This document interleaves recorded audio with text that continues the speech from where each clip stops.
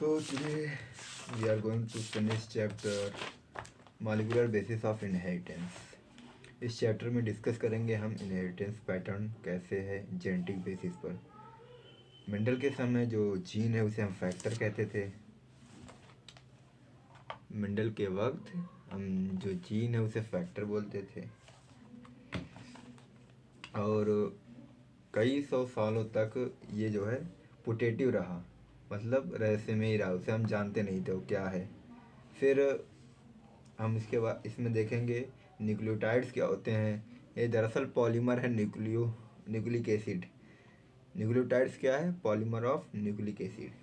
मतलब न्यूक्लियोसाइड, कई nucleoside primary secondary tertiary structure बनाकर न्यूक्लिक एसिड बनाते हैं। जैसे न्यूक्लिक एसिड हो गया डीएनए एंड आरएनए। डीएनए में डीऑक्सी राइबो न्यूक्लिक एसिड और आरएनए में राइबो न्यूक्लिक एसिड। डीऑक्सी और राइबो में क्या डिफरेंस है? ये जो शुगर है, राइबो मतलब राइबो शुगर, इस राइबो शुगर में एक ऑक्सीजन नहीं है सेकंड कार्बन पे। इस स्ट्रक्चर बनाऊंगा अभी, तब देखना। DNA act as genetic material in most of organism. ज़्यादातर जो हायर ऑर्गेनिज्म है उनमें जो है जेनेटिक मटेरियल डीएनए है, लेकिन हाँ कुछ ऐसे हैं जैसे प्रोकैरियोट्स, उनमें आरएनए जेनेटिक मटेरियल है। बट हमारे बॉडी में भी आरएनए है, बट इसके पास डिफरेंट फंक्शन है, एडिशनल रोल। सारी मशीनरी इसी के लिए बनी है। जैसे ये कई रोल निभाता है, एडाप्टर करता है, रीडिंग करता है किसकी? प्रोटीन बनाने की, कैरेक्टर्स की रीडिंग करता है, अडाप्टर का काम करता है। टीआरएनए एंड आरआरएनए स्ट्रक्चरल है, जो राइबोसोम बनाता है, सिंथेसिस राइबोसोमल आरएनए है एंड मतलब प्रोटीन सिंथेसिस करने वाला। और कैटालाइटिक मॉलिक्यूल भी है। कैटालाइटिक मॉलिक्यूल मतलब कैटालाइट, लाइट मतलब तोड़ना, लाइटिंग मतलब तोड़ना। ये राइबोजाइम एंजाइम का भी काम करता है, एक्सेप्शन है। मोस्टली हम जानते हैं कि प्रोटीन ही एंजाइम होती है, बट यहाँ पे एक्सेप्शन है। देखिए ये जो है न्यूक्लिक एसिड है, राइबोजाइम न्यूक्लिक एसिड है, मैक्रोमॉलिक्यूल न्यूक्लिक एसिड। तो अब इस चैप्टर में हम डिस्कस करेंगे कि डीएनए का स्ट्रक्चर कैसा है, फिर उसने अपना रेप्लिकेशन किया, फिर अपना रेप्लिकेशन करने के बाद आरएनए भी अपना रेप्लिकेशन कर सकता है एंड बट प्रोटीन नहीं कर सकता अपना रेप्लिकेशन। ये जो है केमिकल नेचर है, जो ये मटेरियल्स हैं तीनों। तो आरएनए जो है डीएनए से आरएनए की फॉर्मेशन होना, ट्रांसक्रिप्शन हो जाता है। फिर आरएनए ही क्या करता है? प्रोटीन सिंथेसिस करता है, बट जो कैरेक्टर होता है प्रोटीनेशियस फॉर्म में, वो डीएनए में स्टोर रहता है, क्योंकि ये डीएनए ज़्यादा स्टेबल है। अगर आरएनए के पास चला जाएगा तो ये इंफॉर्मेशन लीक हो जाएगी।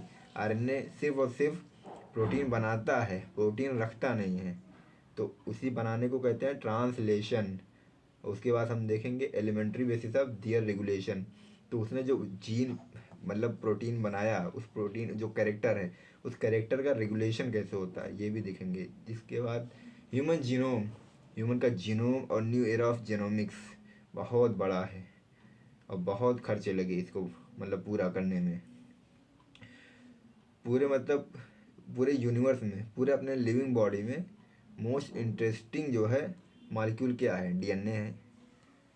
फिर हम आगे चल के देखेंगे मोस्ट अबंडेंट जेनेटिक मटेरियल जो है डीएनए है कि आरएनए है, दोनों के बीच में एक कॉन्ट्राडिक्शन देखेंगे, कौन बेस्ट है। तो पहले देखते हैं न्यूक्लिक एसिड। न्यूक्लिक एसिड एक मैक्रो मॉलिक्यूल है। मैक्रो मतलब बड़ा मॉलिक्यूल, जैसे कि polysaccharide, carbohydrate and protein. Polysaccharide protein जैसे बड़े मॉलिक्यूल थे, वैसे मैक्रो मॉलिक्यूल न्यूक्लिक एसिड भी है। अब ये मैक्रो का मतलब क्या? कि अगर हम एक एक्सपेरिमेंट करते हैं, मतलब कुछ लीव्स ले लिया, कुछ फ्लैश ले लिया, कुछ भी हमने उसे ग्राइंडिंग करके, फिर उसके बाद चीज़ क्लॉथ रख के उसे फिल्टर कर दिया, जो चीज़ें रिटेंटेड हो गई, मतलब उसी ऊपर रह गई। जैसे चाय बनाते हैं तो चाय पत्ती ऊपर रह जाती है तो वो रिटेंटेड है, जो नीचे चली गई वो फिल्ट्रेट है। तो फिल्ट्रेट जो है माइक्रो मालिक्यूल, छोटे मालिक्यूल है। जो रिटेंटेड है बड़े मालिक्यूल, उन्हें हम मैक्रो मालिक्यूल कहेंगे। मैक्रो में आता है जैसे nucleic acid, polysaccharide and protein, और साथ ही साथ लिपिड भी होता है एक्सेप्शन के केस में। मतलब लिपिड क्या होता है कि बायो मॉलिक्यूल्स में डिस्कस होगा ये। नाउ डिस्कस हेयर कि nucleic acid DNA acidic substance है। मतलब एसिडिक क्यों है? क्योंकि इसके पास फॉस्फोरिक एसिड होता है। DNA is acidic why because it has phosphoric acid H3PO4। तभी तो न्यूक्लियोटाइड बनेगा। देखो, एक शुगर बेस होता है, फिर उसके साथ शुगर होता है, फिर नाइट्रोजन बेस जब जुड़ जाता है ये न्यूक्लियोसाइड बनता है। लेकिन अगर फिर बगल में एक एसिड हम जोड़ दिए फास्फोरिक एसिड, तो ये हो जाएगा न्यूक्लियोटाइड। और हाँ, जब एसिड अल्कोहल से जुड़ता है तो एक ईथर बॉन्ड बनता है। तो हम यहाँ बात कर रहे थे nucleic acid DNA acidic substance है। इसे पहली बार खोजा था फ्रेडरिक मिशर ने। किस फॉर्म में? न्यूक्लियन की फॉर्म में 1869 में। कहाँ से खोजा था? न्यूक्लियस ऑफ ह्यूमन पस सेल। पस सेल मतलब जो फोड़े हो जाते हैं, फिर उसमें मवाद जम जाती है, उसी मवाद को हम पस कहते हैं, पस। और दरअसल पस क्यों होता है वाइट वाइट? इसका क्या रीज़न है? पस वाइट इसलिए होता है क्योंकि जो पस होता है उसमें जो है WBC फाइटिंग करती हैं पैथोजेन से, फिर जो मर जाती हैं शहीद WBC को जो है हम पस कहते हैं, वाइट वाइट हमको जो दिखता है। हाउएवर मतलब बहरहाल, due to technical limitation in isolating such a long polymer intact, the elucidation of structure of DNA remained elusive for a very long period of time। हालांकि उस समय इतनी अच्छी जो है टेक्नोलॉजी नहीं थी, टेक्निकल लिमिटेशन थी कि डीएनए के इतने लंबे, इतने बड़े डीएनए के स्ट्रक्चर को जो है इंटैक्ट को हम जान नहीं सकते थे, आइसोलेट नहीं कर सकते थे। तो DNA remained elusive for a very long period of time. इसलिए डीएनए जो है रहस्य में ही रहा बहुत लंबे समय तक। न्यूक्लिक एसिड क्या है? पॉलीमर है। पॉली मतलब मेनी, कई कड़ियों का जो है एक पॉलीमर है। Nucleic acid is polymer of कौन सी कड़ी? न्यूक्लियोटाइड्स। कई न्यूक्लियोटाइड को जोड़ दो या फिर पॉलीन्यूक्लियोटाइड को जोड़ दो, तब एक न्यूक्लिक एसिड तैयार होता है। उसके साथ क्या होता है, कैसे जुड़े होते हैं सभी न्यूक्लियोटाइड? फॉस्फोडाइस्टर बॉन्ड के जरिए से। एक फॉस्फोईस्टर बॉन्ड जो होता है फॉस्फोरिक एसिड और जो है न्यूक्लियोसाइड के बीच में होता है, तो दूसरा वाला जो होता है दूसरे न्यूक्लियोटाइड को जोड़ता है। ठीक। Now discuss about that each nucleotide consist of 3 component. हर एक न्यूक्लियोटाइड के पास 3 कंपोनेंट है। पहला शुगर, दूसरा नाइट्रोजनस बेस, तीसरा फॉस्फेट ग्रुप। शुगर जो है सेंट्रल कंपोनेंट है बीच का, नाइट्रोजनस बेस कुछ भी हो सकता है, कई सारे। फॉस्फेट ग्रुप जो है it it is derivative of H3PO4। Phosphoric acid से हम इसे हासिल करते हैं, दैट प्रोवाइडिंग।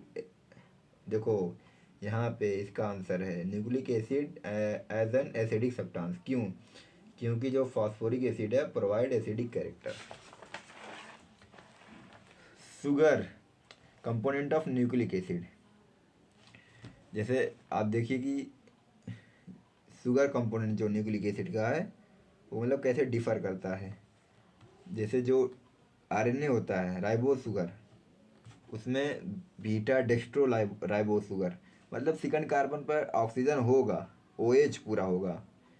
और वही डीएनए में डीऑक्सी मतलब एक ऑक्सीजन हट जाएगा सेकंड कार्बन पे, जिसे हम डीएनए कहेंगे। आरएनए का जो है केमिकल फार्मूला ये है C5H10O5। बस क्या करो, डीएनए में ऑक्सीजन एक हटा दो, C5H10O4 कर दो। 5 ऑक्सीजन आरएनए में थी, डीएनए में 4 ऑक्सीजन है। बस यही सबसे बेहतरीन डिफरेंस है। Sugar present in nucleic acid is a 5 carbon compound that is pentose sugar. अगर शुगर मौजूद है न्यूक्लिक एसिड में, वो भी 5 कार्बन कंपाउंड की, जिसे तब हम क्या बोलेंगे? पेंटोज शुगर बोलेंगे उसे। There are 2 type of nucleic acid on the basis of pentose sugar. अब इस पेंटोज शुगर के बेसिस पे 2 प्रकार के न्यूक्लिक एसिड हैं, एक डीएनए एक RNA. DNA ribo nucleic acid है और आरएनए राइबो न्यूक्लिक एसिड है, डीएनए डिऑक्सी राइबो। ये आरएनए का एक और नाम है बीटा डी राइबोस शुगर। और डीएनए में कौन सी शुगर है? Beta D 2 deoxy ribose sugar है। नोट पॉइंट बहुत इंपॉर्टेंट है, beta D 2 deoxy ribose sugar के पास सिर्फ एक ऑक्सीजन कम होगा एट सेकंड कार्बन पर, then beta D ribose sugar. वही बात जो डीएनए आरएनए का डिफरेंस। नाइट्रोजन बेस क्या होते हैं? Nitrogen base present in nucleic acid, मतलब न्यूक्लिक एसिड में नाइट्रोजनस बेस मौजूद होते हैं। किस फॉर्म में होते हैं? हेट्रोसाइक्लिक रिंग कंपाउंड में। हेट्रोसाइक्लिक एक होता है होमोसाइक्लिक रिंग कंपाउंड, जिसमें जो है ऐसी बेंजीन रिंग जिसमें सब कार्बन कार्बन होंगे, कोई और नहीं होगा। हेट्रो मतलब कुछ और आ जाए, जैसे यहाँ हम कह सकते हैं नाइट्रोजनस बेस, तो नाइट्रोजन आ जाएगा। दो पार्ट में हम बांटते हैं। पहला जो है सिंगल रिंग, एक रिंग, फिर दूसरा पार्ट जो है डबल रिंग। सिंगल रिंग को पायरिमिडीन बोलते हैं, डबल रिंग को प्यूरिन बोलते हैं। ठीक। पायरिमिडीन जो होता है 6 मेंबर की होती है, मतलब 6 मेंबर इसमें होते हैं। एंड 135 पे 113 पे नाइट्रोजन होता है, फर्स्ट एंड थर्ड पे नाइट्रोजन होता है। बाकी ये बेंजीन नहीं है, बस फर्स्ट थर्ड पे सब्स्टिट्यूट कर दिया हमने नाइट्रोजन को। और 9 मेंबर जो होती है प्यूरिन होती है। प्यूरिन में 2 रिंग होती हैं, एक जो होती है पायरिमिडीन बेंजीन डेरिवेटिव, एक तो पायरिमिडीन जैसी होती है बेंजीन से जो हमने डेरिवेटिव किया है, 1,3 पे जो है नाइट्रोजन होता है। एंड एक और एक्स्ट्रा होती है 5 कार्बन की, 5 मेंबर्ड होती है, जो इमिडाजोल लिंक, जिसे हम इमिडाजोल लिंक कहते हैं। इसमें 7 और 9 पे कार्बन होता है, नाइट्रोजन जो है कहाँ पे होता है? 7 पोजीशन पे और 9 पोजीशन पे। Type of nitrogenous base, nitrogenous base के प्रकार। तो हमने देखा पायरिमिडीन और प्यूरिन, ये हेट्रोसाइक्लिक रिंग कंपाउंड दो हैं। तो जो पायरिमिडीन है ये 3 प्रकार की होती है, प्यूरिन जो है 2 प्रकार की होती है, प्यूरिन एडेनिन एंड गुआनिन, एजी, ये प्यूरिन है, purine AG, adenine guanine. And pyrimidine जो है cut, CUT, cytosine uracil thymine.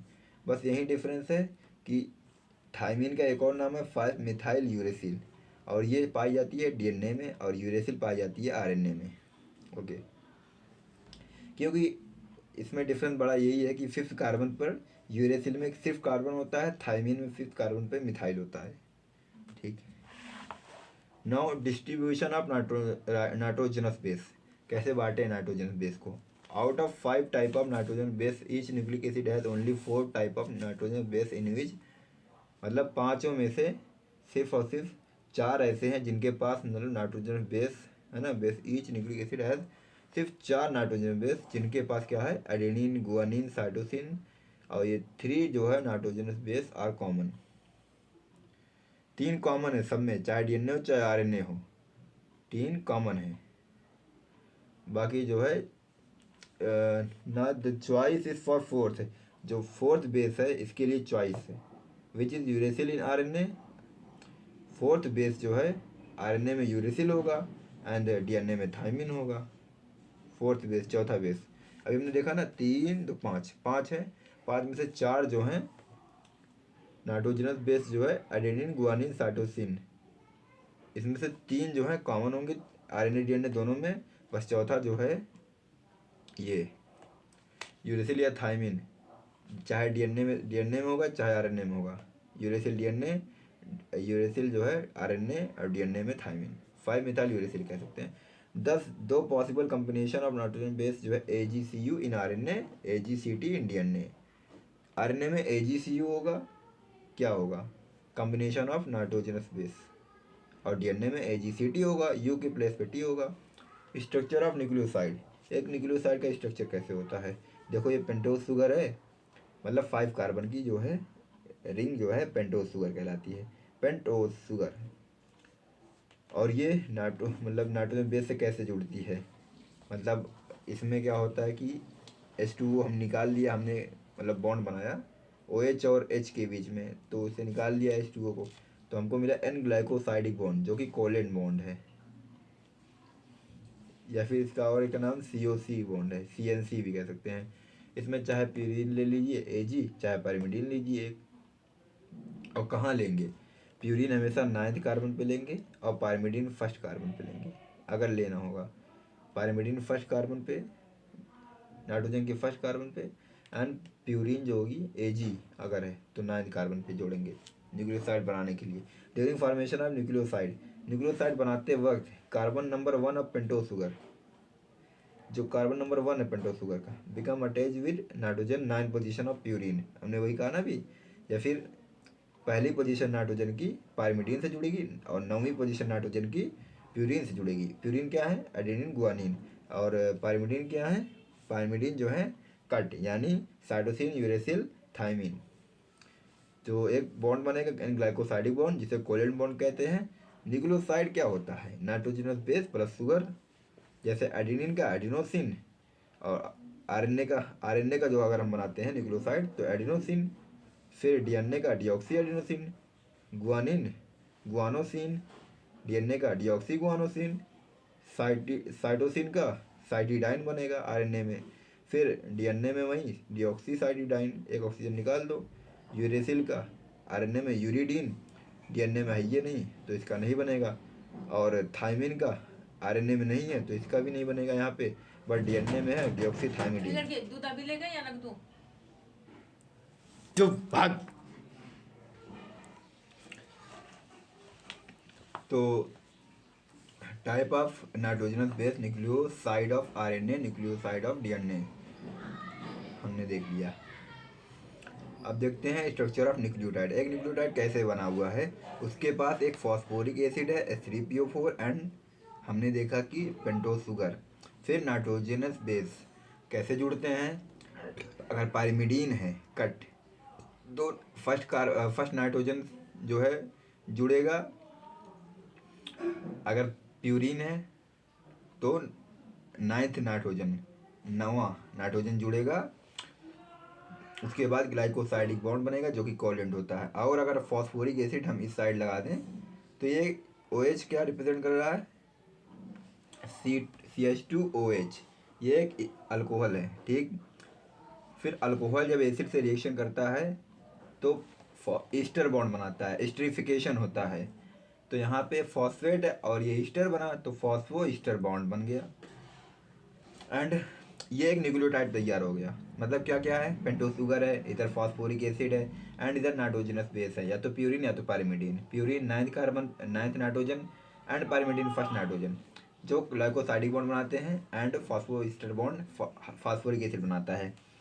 During formation of nucleotide बनाते वक्त carbon number 5 of pentose sugar of nucleoside become attached with phosphate group of phosphoric acid. Nucleotide बनाते समय जो 5वां carbon है pentose sugar का, न्यूक्लियोसाइड का, ये न्यूक्लियोसाइड पूरा बन गया। अब इसका 5th कार्बन ये है, ठीक। Become attached with phosphate group of phosphoric acid. अब ये फॉस्फेट ग्रुप है, इस फॉस्फेट ग्रुप के फॉस्फोरिक एसिड से फॉस्फोरिक एसिड के फॉस्फेट ग्रुप से ज्वाइंट होगा। फॉस्फेट ग्रुप ये है OH फॉस्फेट ग्रुप है ना। तब इस जुड़ा, रिएक्शन किया अल्कोहल ने एसिड से, ईस्टर बनाया। न्यूक्लियोटाइड कैसा होता है? PO4 क्या है? फॉस्फेट प्लस कुछ मतलब पेंटोस शुगर बीच में, फिर नाइट्रोजनस बेस, इसे न्यूक्लियोटाइड बोलेंगे। न्यूक्लियोटाइड जो होता है न्यूक्लियोसाइड प्लस फॉस्फेट, ये भी कह सकते हैं। न्यूक्लियोसाइड क्या होता है? Nucleotide minus phosphate. अगर पूरे न्यूक्लियोटाइड में इधर फॉस्फोरिक एसिड, बीच में पेंटोस शुगर सेंट्रल में, और इधर नाइट्रोजनस बेस, इन तीनों में से मतलब पूरा ये हमको न्यूक्लियोसाइड निकालना है, कितना न्यूक्लियोसाइड है। तो इस पूरे न्यूक्लियोटाइड में से फॉस्फेट ग्रुप को निकाल दें, फॉस्फोरिक एसिड को, पूरे हमको न्यूक्लियोसाइड मिल जाएगा। अब देखते हैं न्यूक्लियोटाइड आरएनए का क्या होता है, न्यूक्लियोटाइड डीएनए का क्या होता है। आरएनए का अगर देखते हैं तो हमने बनाया था साइड, न्यूक्लियोसाइड क्या बना था? एडिनोसिन, गुआनोसिन, ऐसे बना था, साइटिडीन, ऐसे सब, यूरिडीन, ये सब क्या था? ये सब क्या था? ये सब था न्यूक्लियोसाइड। अब न्यूक्लियोटाइड बनाना है, मतलब एक और चीज़ जुड़ गई, फॉस्फोरिक एसिड जुड़ गया। अब क्या नाम होगा? अब नाम होगा एडेनोसिन मोनोफॉस्फेट। एक फास्फेट जुड़ा इसलिए मोनोफॉस्फेट, या फिर दूसरा नाम कह सकते हैं एडिनाइलिक एसिड, एडिनाइलेट तीसरा नाम है। फिर गुआनोसिन का एक, गुआनोसिन मोनोफॉस्फेट, एक फॉस्फेट है, या फिर दूसरा नाम है गुआनाइलिक एसिड, गुआनाइलेट। साइटिडीन वही, cytidine monophosphate. Cytidylic acid, cytidylate. जैसे uridine, uridine monophosphate, uridylic acid, uridylate. ये 3 नाम नए नए हमको मिले। फिर अगर डीएनए की बात करें तो बस डीऑक्सी लगा दो सब में, deoxy adenosine monophosphate, deoxy adenylic, deoxy adenylate, ऐसे लगाते जाओ। बट हाँ याद रखना कि डीएनए में यूरेसिल नहीं होता और आरएनए में थाइमिन नहीं होता। तो आरएनए में क्या आ गया, AMP, GMP, CMP, UMP. DNA में क्या आ गया, डीएएमपी, डीजीएमपी, डीसीएमपी एंड डीटीएमपी। कुछ पॉइंट है। साइक्लिक एएमपी, साइक्लिक एएमपी मतलब cyclic adenosine, cyclic adenosine monophosphate जो होता है इस second messenger in our body, अपने पूरे बॉडी में दूसरा मैसेंजर है। फर्स्ट मैसेंजर क्या होगा, मैसेंजर आरएनए, एमआरएनए। दूसरा जो है मैसेंजर अपने बॉडी में है cyclic AMP, cAMP. Cyclic AMP is adenosine 3'5' cyclic monophosphate. ठीक। साइक्लिक एएमपी एक न्यूक्लियोटाइड है जिसके पास फॉस्फो डाई ईस्टर बॉन्ड है, 2 ईस्टर बॉन्ड है। ATP is phosphate rich nucleotide. ATP क्या है, इसके अंदर फॉस्फेट रिच है, मतलब बहुत ज़्यादा मात्रा में 3 फॉस्फेट है तो ज़्यादा कहेंगे रिच फॉस्फेट है, ऐसा न्यूक्लियोटाइड है ये एटीपी। एटीपी एक न्यूक्लियोटाइड है, कैसा है, रिच फॉस्फेट वाला, मतलब 3 इसके अंदर आ गया। Adenosine triphosphate, 3 phosphate. Energy is stored in POP bond या फिर ओपी बॉन्ड कह लो।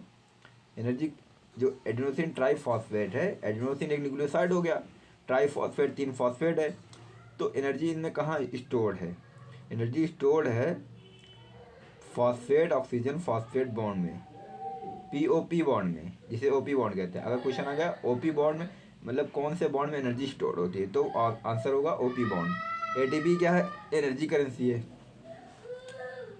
And now primary structure of nucleic acid कैसे बनता है। एक मतलब कई सारे न्यूक्लियोटाइड को हम प्राइमरी जोड़ दें फॉस्फोडाइस्टर बॉन्ड से, पॉलीन्यूक्लियोटाइड बना लिया हमने, तो ये प्राइमरी स्ट्रक्चर हो गया। फॉस्फोडाइस्टर बॉन्ड से एक न्यूक्लियोटाइड को दूसरे न्यूक्लियोटाइड से जोड़ा, किसकी मदद से, फॉस्फोइस्टर बॉन्ड से, तो एक फॉस्फोरिक एसिड जुड़ा। बट फिर दूसरा जो फॉस्फेट जुड़ा दूसरे न्यूक्लियोटाइड का, इससे क्या 2 न्यूक्लियोटाइड जुड़ गए आपस में फॉस्फोडाइस्टर बॉन्ड के ज़रिए से, जिसे कई सारे अगर न्यूक्लियोटाइड को हम जोड़ दें एक पॉलीन्यूक्लियोटाइड बनेगा। ये प्राइमरी स्ट्रक्चर है। तो formation of one strand of nucleic acid is known as primary structure. पहले स्ट्रैंड का बनना, पॉलीन्यूक्लियोटाइड का बनना, ये कहलाता है primary structure. During formation of एक strand of nucleic acid, primary structure carbon number 3 of one nucleotide, जो एक न्यूक्लियोटाइड है उसका कार्बन नंबर 3, ये देखिए एक न्यूक्लियोटाइड है ये पूरा, इसमें नाइट्रोजन एन बेस है, N2 बेस है, फिर पेंटोस शुगर फॉस्फोरिक एसिड, तो इसका थर्ड कार्बन जो होगा एक न्यूक्लियोटाइड का, दूसरे न्यूक्लियोटाइड के carbon number 3 of one nucleotide attach with carbon number of 5 of another nucleotide, तो दूसरा जो ये न्यूक्लियोटाइड है इसके 5th कार्बन पे जुड़ेगा। 5th कार्बन पे क्या होगा, 5th कार्बन पे फॉस्फेट जुड़ा होगा। ठीक, मतलब एक न्यूक्लियोटाइड का थर्ड कार्बन जुड़ गया है दूसरे न्यूक्लियोटाइड के 5th कार्बन से, मतलब तब बना लिया उसने फॉस्फो ईस्टर बॉन्ड। 2 बॉन्ड है फॉस्फो ईस्टर, इसलिए फॉस्फो डाई ईस्टर बोलेंगे, थोरो phosphodiester bond. The main structure या बैकबोन कह सकते हैं एक स्ट्रैंड ऑफ न्यूक्लिक एसिड का, has sugar and phosphate in alternate manner. तो अगर क्वेश्चन में आ जाए कि backbone of the nucleic acid, मतलब जो backbone of one strand, primary strand जो है डीएनए का, आरएनए मान लो, आरएनए या डीएनए कुछ का, इसका बैकबोन क्या है, तो शुगर फॉस्फेट। ये one strand of nucleic acid जो है उसमें शुगर फॉस्फेट ऊपर नीचे करके ऐसे रहते हैं। अल्टरनेट मतलब एक बार शुगर फिर फॉस्फेट ऐसे, इसे अल्टरनेट कहेंगे, एक के बाद एक। Nitrogenous base is not the part of main structure और backbone of one strand of nucleic acid.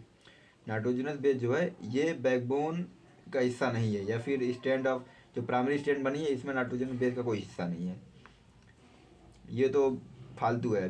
अभी इसका काम आगे आएगा सेकेंडरी स्ट्रक्चर बनवाने में। Nitrogen base is projected inside usually perpendicular to backbone, इसे अंदर फेंक दिया जाता है अंदर की तरफ, जो कि बैकबोन के परपेंडिकुलर होता है।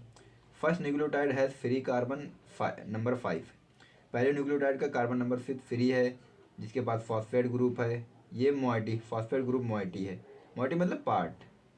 फॉस्फेट ग्रुप फ्री है, 5th कार्बन का जो फॉस्फेट ग्रुप है इसका फ्री है। ये देखो पहला जो है ये न्यूक्लियोटाइड है, इस न्यूक्लियोटाइड का 5th कार्बन का जो फॉस्फेट पूरा ग्रुप है ये फ्री है, आज़ाद है।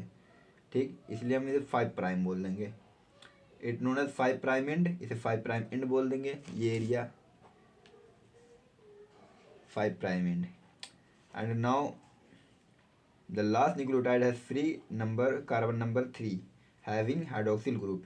जो लास्ट होगा पॉली न्यूक्लियोटाइड का लास्ट जो न्यूक्लियोटाइड होगा उसका जो है कार्बन नंबर 3 ये फ्री होगा, वो भी हाइड्रोक्सिल ग्रुप रखते हुए। ये देखिए हाइड्रोक्सिल ग्रुप रखते हुए ये कार्बन नंबर जो लास्ट न्यूक्लियोटाइड का कार्बन नंबर 3 ये फ्री है, उसके साथ हाइड्रोक्सिल ग्रुप है, इसलिए इसे हम बोल देंगे 3 प्राइम। तो one strand of nucleic acid represented 5 prime से 3 प्राइम। एक स्ट्रैंड को हम कैसे बताते हैं, कहते हैं कि 5 प्राइम से 3 प्राइम ये डीएनए है। 5 प्राइम बताते हैं, इसका मतलब है कि 5 प्राइम पे फॉस्फेट जो ग्रुप है पूरा ये पूरा फ्री है, तभी उसको हम 5 प्राइम बोलते हैं। फिर वो वहाँ से लास्ट वाले पे 3rd कार्बन जो है लास्ट न्यूक्लियोटाइड का उसके साथ OH जो है वो फ्री है, OH और वो 3rd कार्बन वो फ्री है, इसलिए 5 प्राइम से 3 प्राइम।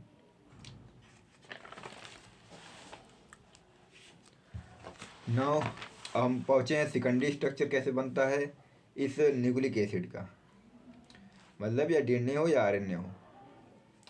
सेकेंडरी स्ट्रक्चर बनता है हाइड्रोजन बॉन्डिंग से। हाइड्रोजन बॉन्डिंग किन के बीच में होती है, नाइट्रोजनस बेस के बीच में होती है। अगर एडेनिन थाइमिन के बीच में बॉन्डिंग होगी तो 2 बॉन्ड होंगे, हाइड्रोजन के 2 बॉन्ड होंगे। और अगर ग्वानिन साइटोसिन के बीच में होगी तो 3 बॉन्ड। ठीक, बेस पेयरिंग देखते हैं secondary structure of nucleic acid. Base pairing के एक रूल दिया था चारगाफ ने 1949 में। अब यहाँ से थ्योरी स्टार्ट होती है मस्त वाली, real chapter. According to Chargaff when a particular purine faces a particular pyrimidine। Chargaff के नियम के अनुसार अगर कोई प्यूरिन जो है प्यूरिन के सामने पायरिमिडीन है और बेस पेयरिंग हो रही है तो हाइड्रोजन बॉन्डिंग होगी ज़रूर। कितनी होगी ये देखते हैं। टाइप ऑफ न्यूक्लिक एसिड, जैसे आरएनए है इसका स्पेसिफिक प्यूरिन मान लो ए है, हमने मान लिया एडेनिन, तो स्पेसिफिक पायरिमिडीन उसका जो है मतलब स्पेसिफिक प्यूरिन के लिए स्पेसिफिक पायरिमिडीन ही होना चाहिए। जैसे एडेनिन के लिए यूरेसिल ही होना चाहिए, एडेनिन के लिए थाइमिन ही होना चाहिए। या तो यूरेसिल होगा आरएनए में, डीएनए में थाइमिन होगा। बट अगर आरएनए डीएनए दोनों की बात करेंगे, दोनों में कौन कॉमन आ सकता है, ग्वानिन के साथ। मान लो प्यूरिन ग्वानिन है तो इसके साथ पायरिमिडीन एक साइटोसिन आएगा। ठीक, दोनों में कॉमन जो कह रहे हैं साइटोसिन, इसके बीच में 3 बॉन्ड होगा। हाइड्रोजन कितना बॉन्ड होगा, 3 बॉन्ड। चारग्राफ ने एक नियम दिया इक्वलेंस का, इक्वलिटी का, कहा कि जितना अमाउंट प्यूरिन का है उतने अमाउंट पायरिमिडीन का है।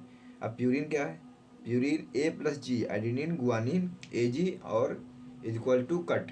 कट में यूरेसिल जो है किनारे ही कर दो, क्योंकि अभी हम डीएनए के बारे में डिस्कस कर रहे हैं। जब अगर हमको आरएनए के बारे में डिस्कस करना होगा तो कट के बगैर टी के बजाय हम C+U बोलेंगे। और बट इसका रूल जो है चारगाफ का ये वहाँ पे मतलब फॉलो ही नहीं करेगा, वहाँ पे चलेगा ही नहीं, क्योंकि इसने जो नियम दिया था वो डबल स्टैंडर्ड के लिए दिया था, डबल स्टैंडर्ड डीएनए के लिए दिया था और वो सिंगल है। ये इसलिए यूरेसिल को हम इग्नोर कर देते हैं, C+T लिखते हैं। तो adenine plus guanine A+G equal to C+T। ऐसे यूजुअल देखा जाए तो तीनों को जोड़कर 100% आता है। तो मतलब अगर दो दो को किनारे किया जाए तो 50, A+G 50, C+T 50 परसेंटेज है ये।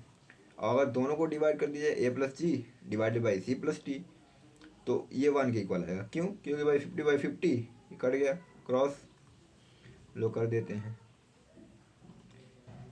ये हो गया 1। मतलब इनका रेशियो जो निकालेंगे तो 1 आएगा। Adenine plus guanine by cytosine plus thymine का रेशियो 1 आएगा। फॉर कंप्लीट बेस पेयरिंग, अगर कंप्लीट बेस पेयरिंग करनी है हमको तो हमको ये सोचना होगा कि adenine is equal to thymine and guanine is equal to cytosine.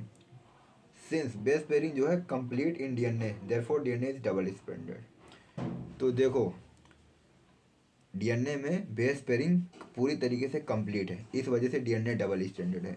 लेकिन आरएनए में बेस पेयरिंग पूरी कंप्लीट नहीं है, इनकम्प्लीट, इसलिए वो सिंगल स्ट्रैंड है।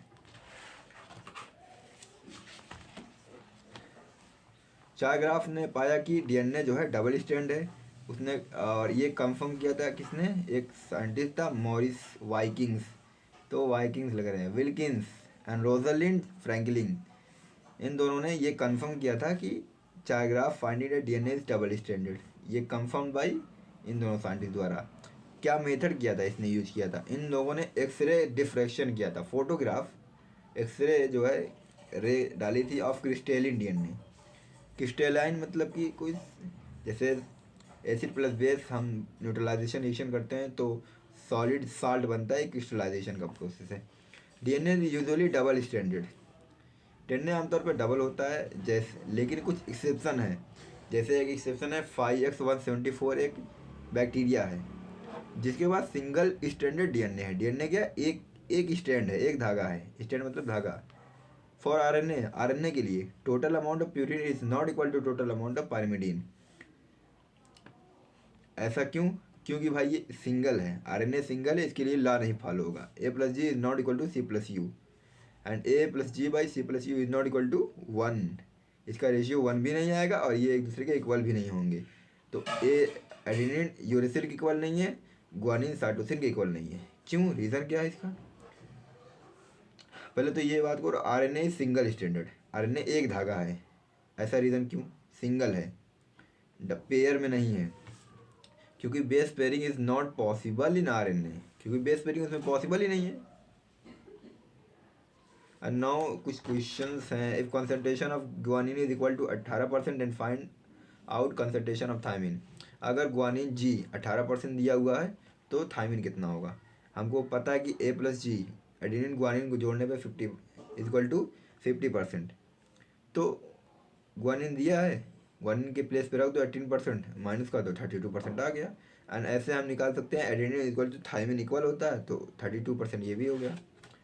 And now I want to ask you a question that if in a double stranded DNA percentage of adenine is equal to 21% of this DNA segment has total 300 nucleotide, then how many of these have guanine, कितनों के पास guanine होगा, comment answer.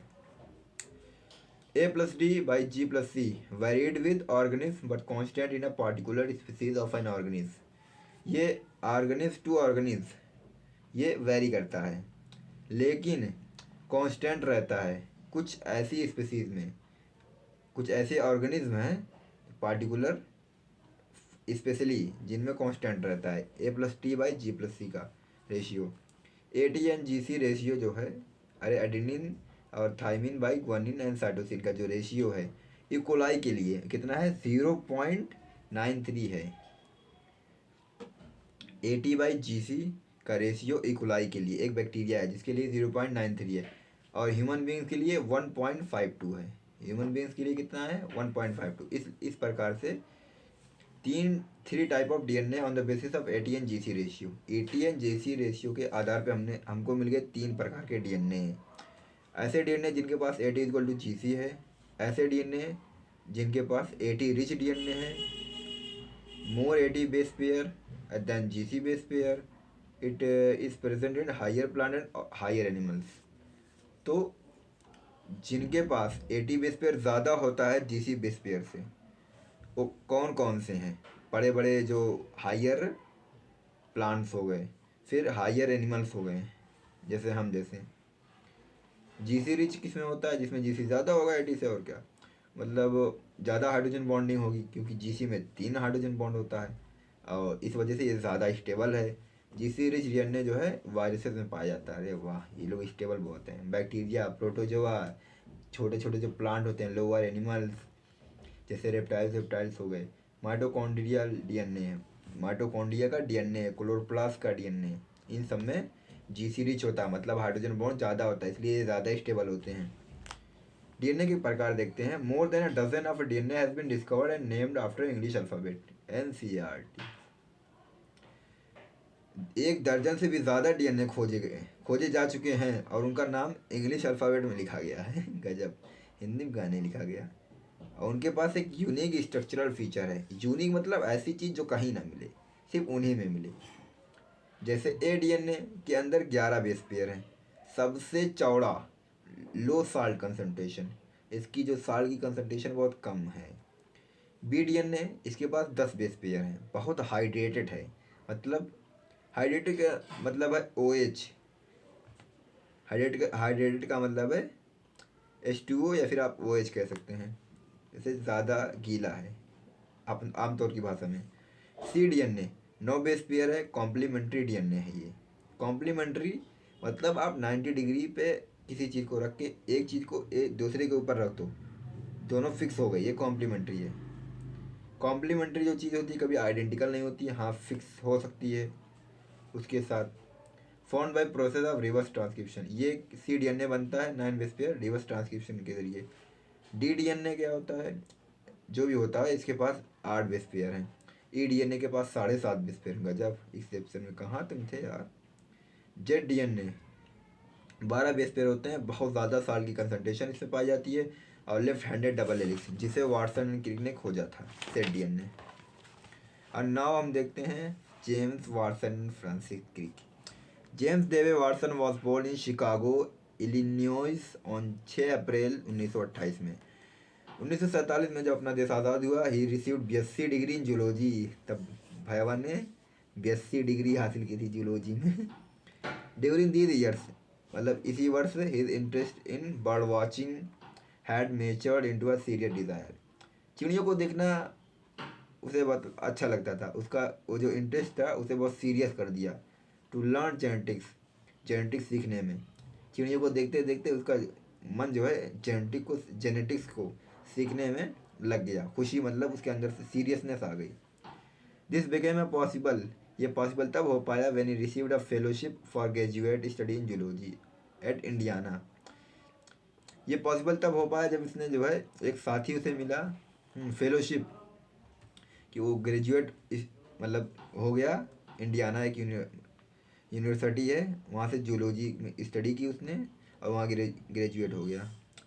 Bloomington वो शहर है, where received his PhD degree in 1950, 1950 में उसने PhD की। Bloomington जो शहर था वहाँ से, इंडियाना यूनिवर्सिटी से। किसमें, जूलॉजी में। On a study of effect of hard X-ray on bacteriophage multiplication. और एक डिग्री जो हासिल की उसने 1950 में जूलॉजी की, इंडियाना यूनिवर्सिटी से। आखिर किया गया था, इसने स्टडी की थी इफेक्ट ऑफ हार्ड एक्सरे रे। एक्सरे जो रे होती है बैक्टीरियोफेज का मल्टीप्लिकेशन जब हो रहा होता है, उसने हार्ड एक्सरे रे डाला बैक्टीरियोफेज पे, मल्टीप्लिकेशन को ऑब्जर्व किया। He met Crick and discovered their common interest in solving the DNA structure. वो क्रिक से मिला, कौन, वाटसन क्रिक से मिला, और उसने अपना जो है इंटरेस्ट जाहिर किया कि मतलब मैं भी सॉल्व करना चाहता हूँ डीएनए स्ट्रक्चर को। Their first serious effect was unsatisfactory. तो उसने जो पहला इफर्ट किया, पहली बार कोशिश की, उसने मतलब उसमें कुछ सुकून वाली चीज़ नहीं मिली, फीलिंग नहीं आई, कामयाबी नहीं मिली कह लो। दूसरे एफर्ट में बेस्ड अपॉन मोर एक्सपेरिमेंटल एविडेंस, बहुत सारे एविडेंस किए, मतलब बहुत सारे एक्सपेरिमेंट किए, अच्छे अच्छे उसे एविडेंस मिले। And better appreciation of nucleic acid literature, और उसने न्यूक्लिक एसिड लिटरेचर का बेहतरीन अप्रिसिएशन दिया, मतलब सुझाव रखा। रिजल्टेड अर्ली इन मार्च 1953, जिसका परिणाम रिजल्ट जो मिला 1953 में मिला। The proposal of complementary double helical configuration, उसने प्रपोज किया, बताया, थ्योरी रखी अपनी, पॉस्टुलेट बताया कि कॉम्प्लीमेंट्री डबल हेलिकल और कॉन्फ़िगरेशन के बारे में। Francis Harry Compton Crick was born on 8 June 1916 at Northampton England में। मतलब ये पैदा हुआ था इंग्लैंड में क्रिक 8 जून 1916 को। And studies physics at university college, उसने फिजिक्स की नॉलेज हासिल की थी क्रिक ने, जो मतलब क्रिक था फिजिक्स में। और लंदन और ऑब्टेन्ड BSc इन 1937। 1937 में उसने BSc हासिल की थी लंदन से, और उसने फिजिक्स की थी यूनिवर्सिटी कॉलेज से। ही कम्प्लीटेड PhD 1954, 1954 में उसने PhD कंप्लीट की। ऑन अ थेसिस इंटाइटल्ड, उसका क्या मतलब टाइटल था, किस पर उसने की थी, एक ही टॉपिक पे BSc की जाती है, तब PhD की जाती है। एक्सरे डिफ्रैक्शन, एक्सरे का diffraction, polypeptide and proteins, polypeptide पे की थी एंड मतलब एक से डिफ्रेक्शन किया था पॉलीपेप्टाइड को जानने के लिए और प्रोटीन को जानने के लिए। Critical influence in Crick's career was is friendship with JD Watson. उसके अंदर एक मज़ेदार ज़िंदगी आ गई थी जब उसने वाटसन से मुलाकात की। देना यंग मैन ऑफ 23, जो वाटसन था वो 23 का था, leading 53 to proposal double helical structure of DNA and the multiplication scheme. तो इन्होंने डीएनए डबल हेलिक्स है इसको बताया 1953 में। Crick was made in FRS in 1959। The honors to Watson with Crick include John Collin's Warren Prize of the general hospital in 1959, the Lasker award 1960 में, research corporation prize 1962 में and above all the Nobel prize in 1962। बहुत सारे इनाम मिले जैसे कि John Collins Warren price मिला, Lashkar award मिला, रिसर्च कॉरपोरेशन प्राइज़, फिर 1962 में Nobel prize. Right handed double helical model of DNA in दोनों ने मिलकर दिया। 4 ग्राफ के बेसिस पे देखते हैं बेस पेयरिंग का जो रूल था उसका। वाइकिन और फ्रैंकलिन ने एक्सरे डिफ्रैक्शन करके ऑफ क्रिस्टलाइन डीएनए पर केमिकल स्टडी की थी, फिर ये प्रूव कर दिया था 4 ग्राफ का जो रूल था। किन लोगों ने प्रूव किया था? वाइकिन और फ्रैंकलिन ने एक्सरे डिफ्रैक्शन करके। फिर chemical studies James Dewey and Watson Francis propose right handed double helical model to explain the structure of DNA 1953 में। This DNA was actually B DNA. Actually ये डीएनए कौन था? जेड डीएनए नहीं, B DNA था, जो 10 base pair का मोर hydrated है, बहुत ज़्यादा हाइड्रेटेड है ये 10 बेस पेयर का।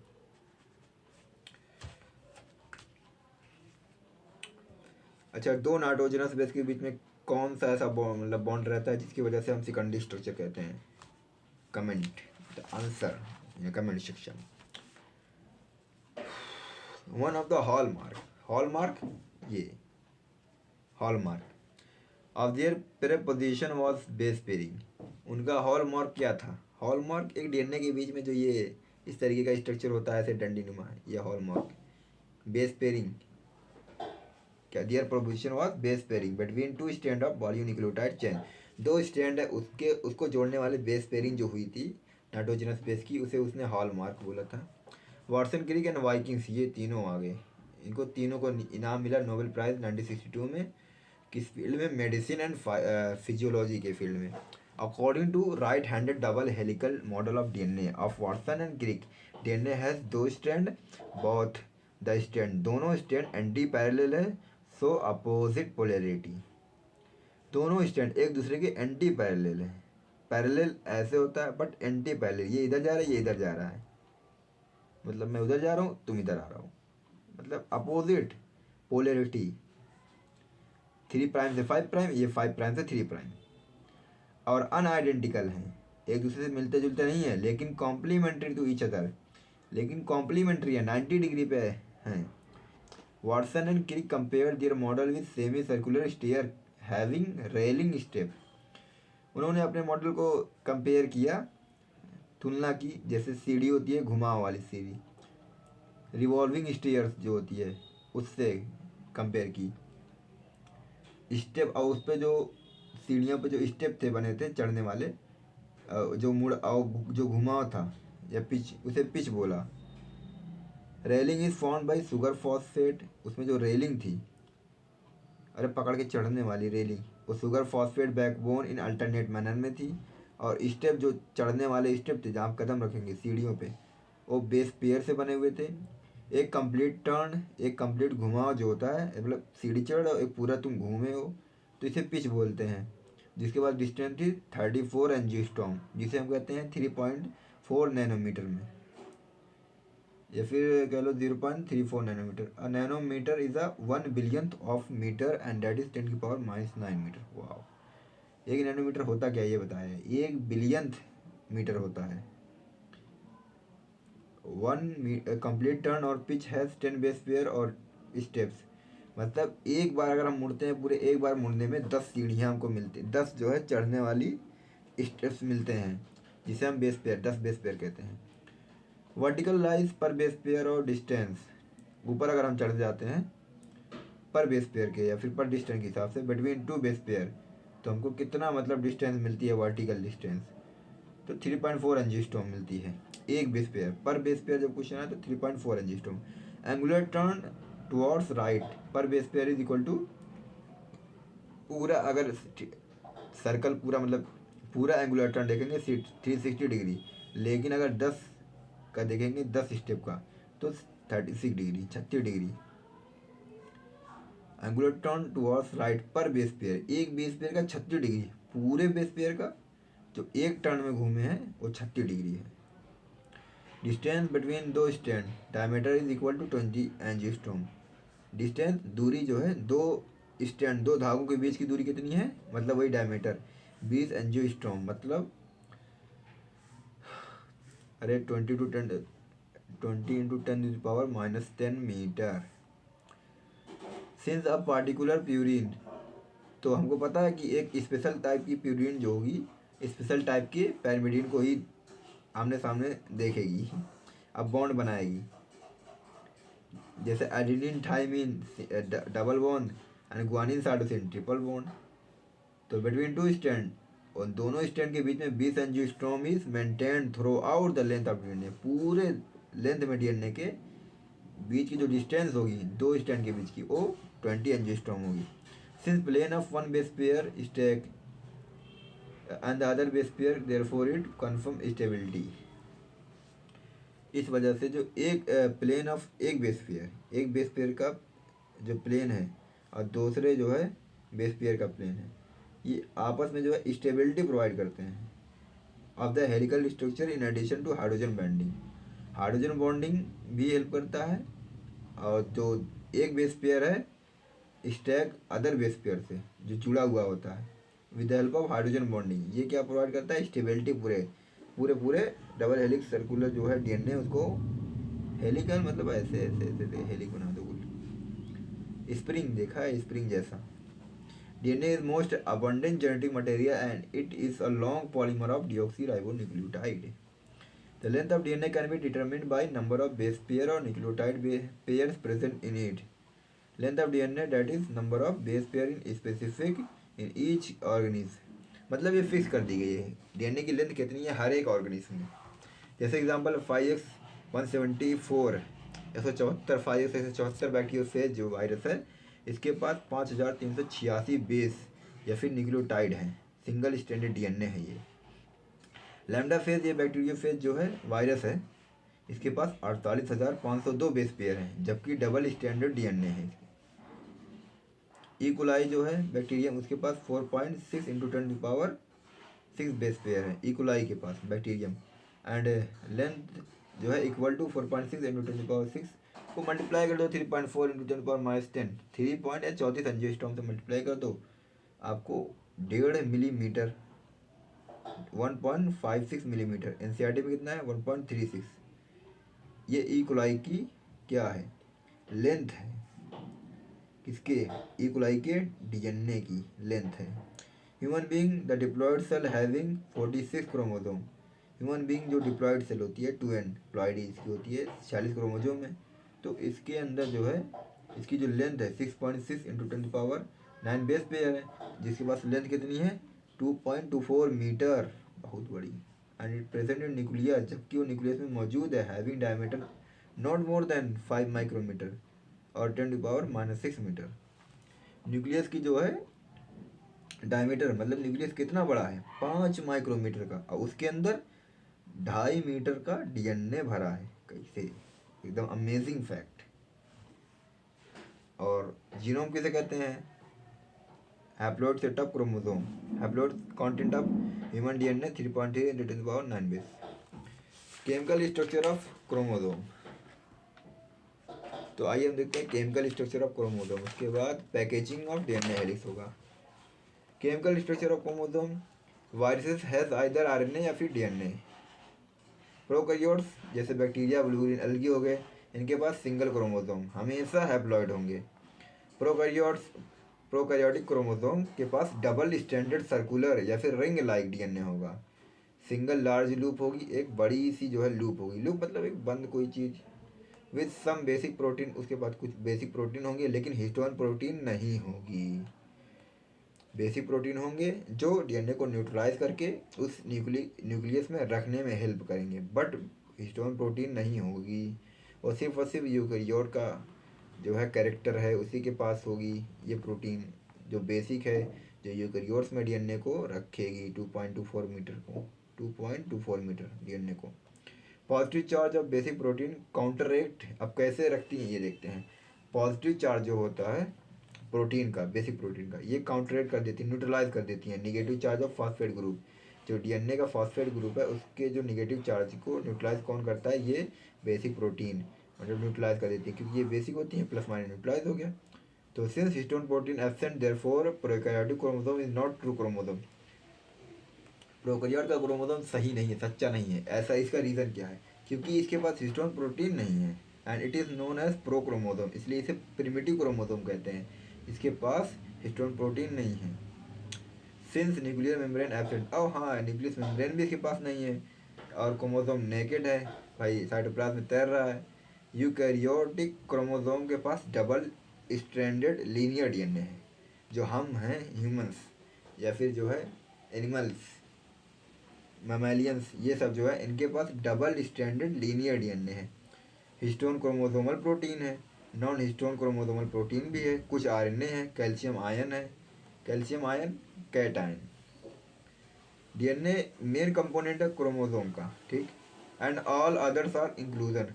अब बाकी सब जो है इंक्लूजन है, मतलब उसके अंदर स्टोर्ड है, लेकिन मेन कंपोनेंट कौन है क्रोमोसोम का, DNA. DNA is main component of chromosome. Calcium plus two ion किस लिए होता है भाई, ये प्रोवाइड करता है stability to chromosome, chromosome stable बना रहे, अनस्टेबल ना हो, ठीक, इसके लिए कैल्शियम प्लस टू आयन है, ठीक। सेल के अंदर कहाँ है, ये हम पढ़ते जा रहे हैं, ये सब सेल के अंदर है, वो भी सेल के न्यूक्लियस के अंदर है ये सब, डीएनए और क्रोमोसोम। हाँ प्रोकैरियोट में साइटोप्लाज्म में ही तैर रहा है। DNA component of chromosome, viruses में डीएनए हो भी सकता है, नहीं भी हो सकता, ठीक। प्रोबैक्टीरिया में जो है डीएनए एब्सेंट है ना, double standard circular DNA negative होता है, प्रोटीन पॉजिटिव है, नॉन स्टोन है। यूकैरियोट्स में ट्रू है पाया जाता है, मतलब क्रोमोसोम ट्रू क्रोमोसोम है, इसमें बैक्टीरिया में जो है ट्रू क्रोमोसोम नहीं था। क्यों ट्रू है, क्योंकि यूकैरियोट्स में हिस्टोन प्रोटीन है और जो कि पॉजिटिव हिस्टोन प्रोटीन है जो डीएनए को न्यूट्रलाइज करती हैं। एन एवरेज वर्टिब्रेट, एक एवरेज वर्टिब्रेट यूकैरियोटिक सेल मान लो 100,000 टाइम्स मोर डीएनए, 1000 गुना ज़्यादा DNA than prokaryotic cell. Prokaryotic cell की तुलना में एक यूकैरियोटिक सेल में 1000 टाइम्स ज़्यादा डीएनए है, गुना, 1000 गुना। एज क्रोमेटिड के पास एक डीएनए होता है which is highly coiled and folded, जो बहुत घुमा हुआ रहता है, तो स्प्रिंग की तरह, एंड उसे फोल्ड करके रखता है, मतलब हर एक क्रोमेटिड के पास एक डीएनए है। क्रोमोसोम मतलब कितने, एक क्रोमोसोम में दो क्रोमेटिड होते हैं, देन इसका मतलब एक क्रोमोसोम के पास कितने डीएनए, दो डीएनए, क्योंकि हर एक क्रोमेटिड के पास एक डीएनए है। इसलिए अगर चार क्रोमोसोम हैं, दो क्रोमोसोम, तो चार क्रोमेटिड एंड चार DNA. Protein component of chromosome, to maintain coiling and folding of DNA there are two types of protein in chromosome, एक histone chromosomal protein, non histone chromosomal. जो हिस्टोन क्रोमोसोमल होते हैं वो positive charge, ज़्यादा positive charge होता है, और जो नॉन होते हैं नॉन हिस्टोन, उनके पास थोड़ा कम पॉजिटिव चार्ज होता है लेकिन होता है। जो हिस्टोन होती है बेसिक प्रोटीन है due to presence of basic amino acid lysine arginine, lab, lab क्या है, लाइसिन आर्जिनाइन आर बेसिक, ये जो है ज़्यादा प्रेजेंट होती हैं हिस्टोन में। लेकिन नॉन हिस्टोन प्रोटीन में जो है नॉन बेसिक है, ये एसिडिक न्यूट्रल भी मतलब हो सकता है ये। और जो हिस्टोन होता है इसमें 5 प्रकार के हिस्टोन होते हैं, H1 H2A H2B H3 H4 from DNA loop. DNA loop मतलब फॉर्म डीएनए लूप, डीएनए का लूप बनाते हैं। Note H1 is richest in lysine, H1 के पास बहुत ज़्यादा लाइसिन है। लाइसिन क्या है, ये जो है अमाइनो एसिड्स हैं। H2A और H2B जो हैं वो भी रिच हैं लाइसिन में। H3 H4 जो है उनके पास आर्जिनाइन अमीनो एसिड ज़्यादा है। अगर लेंथ ऑफ डीएनए निकाला जाए तो कैसे निकालेंगे, नंबर ऑफ बेस पेयर, जितना बेस पेयर उसके अंदर है इनटू मल्टीप्लाई कर दो कितना, कितने से, 0.34 नैनोमीटर से। ठीक, अब देखते हैं डीएनए से आखिर क्रोमोसोम बनता कैसे है। डीएनए जो है 2 नैनोमीटर का होता है, 2 नैनोमीटर यानी 2 × 10⁻⁻⁹ इसको जो है जब हिस्टोन प्रोटीन के साथ ये बाइंडिंग होता है, पॉली मतलब न्यूक्लियोसोम, हाँ न्यूक्लियोसोम पॉलीसोम जो बनाता है, उसके बाद जब डीएनए बाइंड होता है तो ये न्यूक्लियोसोम बनाता है 10 नैनोमीटर का। ठीक, फिर उसके बाद सोलिनोइड बनता है, सोलिनोइड मतलब उस बहुत ज़्यादा घना स्ट्रक्चर। फिर क्रोमैटिन फाइबर बनता है, फाइबर अभी धागे जैसा बना 300 नैनोमीटर पर। फिर मेटाफेज में जाकर क्रोमोसोम बनता है जो कि 1400 नैनोमीटर पे। अगर उसका आधा देखा जाए तो क्रोमैटिड है यानी 700 नैनोमीटर। अब देखते हैं पैकेजिंग ऑफ डीएनए हेलिक्स।